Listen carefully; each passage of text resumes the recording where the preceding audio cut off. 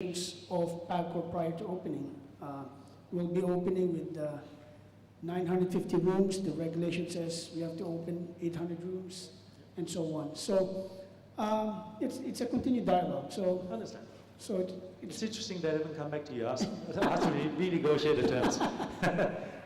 Chris, you talk about this BR and the corporate tax issue.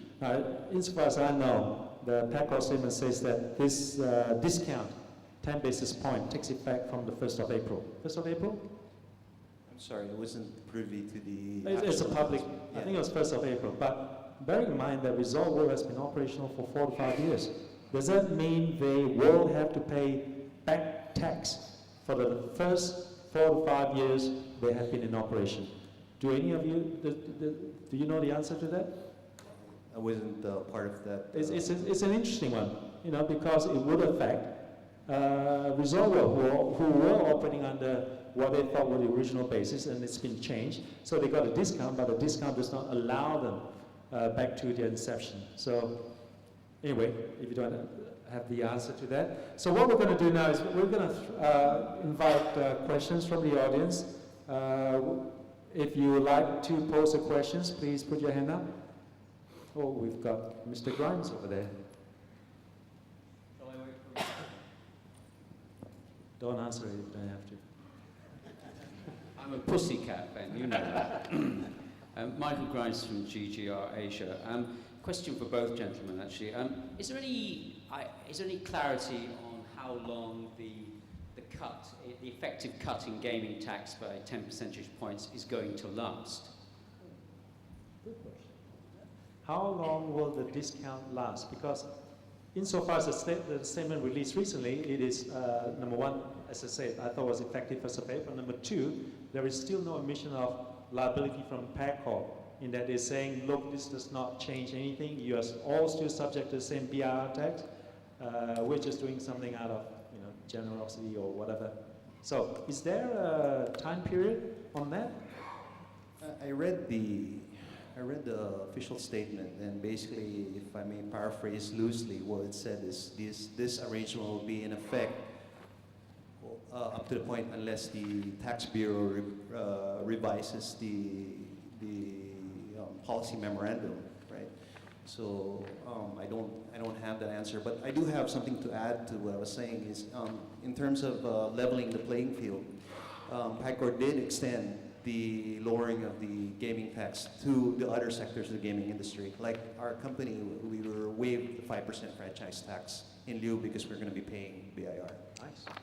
Amin, do you have anything to add to that? Well, basically, it's really more an interim measure because under the provisional license, in lieu of all taxes, this only the taxes that we're going to pay, and we're not going to pay any corporate income tax. But to answer that, there is no time limit. But if the BIR suddenly reverses to our favor, then it goes back to the original.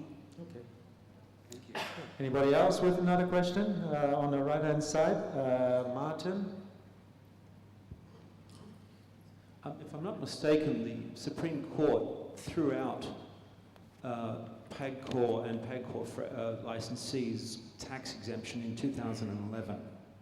It wasn't until very recently that the Bureau of Internal Revenue confirmed that decision and said, we're going to enforce it, buddy.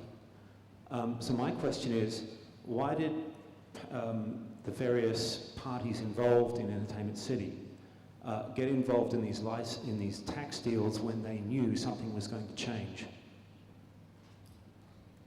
Why was there such surprise when the Bureau of Internal Revenue came in and said, time to pay up?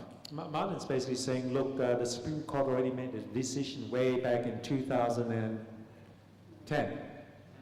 I don't know.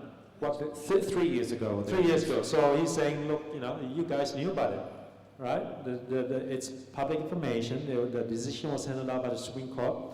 Why were you also so surprised when you knew what the terms and conditions were? Well, to begin with, our lawyers have different analysis on that. And then basically, if you really want to be in detail of what the Supreme Court decision is all about, integrated resorts is not part of it because our license is basically in lieu of all taxes. We always go back to what we have signed to the national government. And the issue between PAGCOR and the BIR, it's a different issue. And I think that has to be challenged as well. So I'm not quite privy on the legal aspect, so you might know what was happening, but I'm not familiar. Elliot?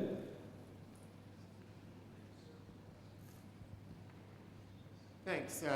The way I read the numbers for the Solaire and for Bloomberry and Resorts World, it seems like revenue is not going up nearly as fast as acquisition costs are, customer acquisition costs. And I wonder, and looking at the trouble that Tiger is having, I wonder whether we're ever going to get more than two integrated resorts in Entertainment City. Because if Tiger doesn't build, then why should Resorts World build to basically cannibalize its own business? So are we going to get, what are the assurances, or why would you argue that people should build more than build the other two resorts in Entertainment City? So I don't quite understand the question. Are you asking if the market's big enough to have more than 2 IRs? Yeah, I think more than 2 IRs plus City of Dreams, making 3 IRs. Size of And market, I then think. and 2 more to come. So basically, if I may add a little bit to that, Elliot, the market grew when Resort World came in. They definitely grew the market.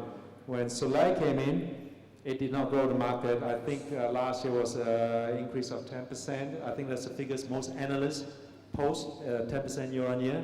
So with City of Dreams Manila coming in, is it going to be another mere 10%? Is that enough to sustain so-called 4 IRs Manila if a new entrant just come in at just 10%?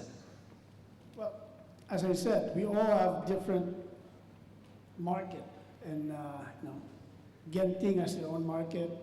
Solaire is homegrown. We have an international partner, and we hope that our international partner can bring in that added visitation of junket